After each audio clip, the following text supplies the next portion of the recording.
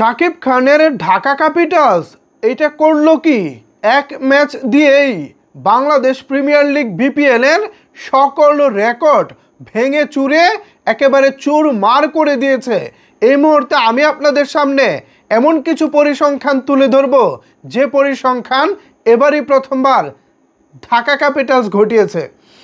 Viewers, BPL এ অংশগ্রহণকারী প্রত্যেকটা দলেরই নিশ্চয়ই চ্যাম্পিয়ন হওয়ার লক্ষ্য রয়েছে, কিন্তু আমাকে কি এমন একটি দল দেখাতে পারবেন যাদের লক্ষ্য হচ্ছে বিপিএল এর ইতিহাস নতুন করে লেখা? আমি নিশ্চিত করে বলতে পারি আপনারা এরকম একটি টিম দেখাতে পারবেন না। যে কাজ ঢাকা ক্যাপিটালস করে দেখিয়েছে তা সত্যিকার অর্থেই একটা ইতিহাস হয়ে থাকবে। এই ইতিহাস নতুন করে আবার কে কবে ব্রেক করতে পারবে সেটাই এখন দেখার বিষয়। তো চলেন আগে দেখে আসি শাকিব খানের ঢাকা ক্যাপিটালস নতুন করে বিপিএলে কি ইতিহাস লিখেছে। আমি এই মুহূর্তে আপনাদের সামনে 7টি পরিসংখ্যান তুলে ধরব। প্রথম যে পরিসংখ্যান রয়েছে সেই পরিসংখ্যানটি হলো বিপিএল ইতিহাসে সর্বোচ্চ রানের পার্টনারশিপ। তানজিদ হাসান তামিম এবং লিটন দাস মিলে 241 রানের সর্বোচ্চ পার্টনারশিপ গড়েছে, যা কিনা বিপিএলে একটি রেকর্ড। এরপর 2 নম্বরে যে পরিসংখ্যানটা রয়েছে সেই পরিসংখ্যানটা হলো বিপিএল ইতিহাসে সর্বোচ্চ ওপেনিং পার্টনারশিপ, সেটাও 241 রানের পার্টনারশিপ।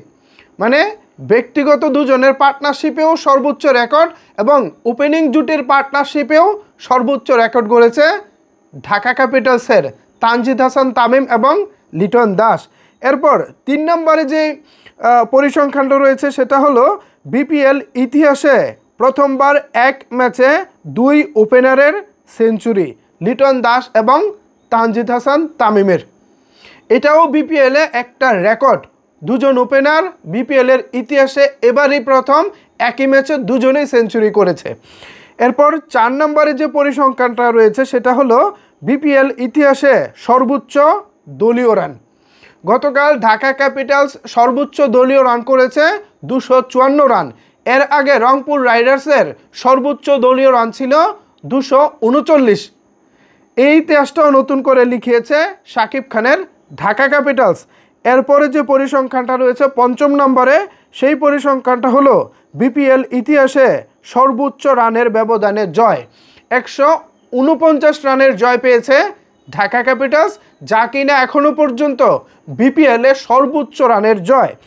তারপরে 6 নম্বরে যে পরিসংখ্যানটা রয়েছে সেটা হলো বিপিএল ইতিহাসে দ্বিতীয় দ্রুততম সেঞ্চুরি, মাত্র 44 বলে সেঞ্চুরি করেছেন লিটন দাস।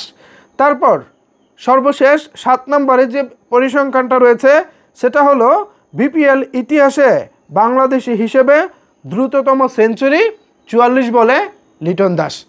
তো এই যে পরিসংখ্যান, এই যে এত রেকর্ড, এই সব কিছু রেকর্ডের মালিক কিন্তু শাকিব খানের ঢাকা ক্যাপিটালস, লিটন দাস এবং তানজিদ হাসান তামিম।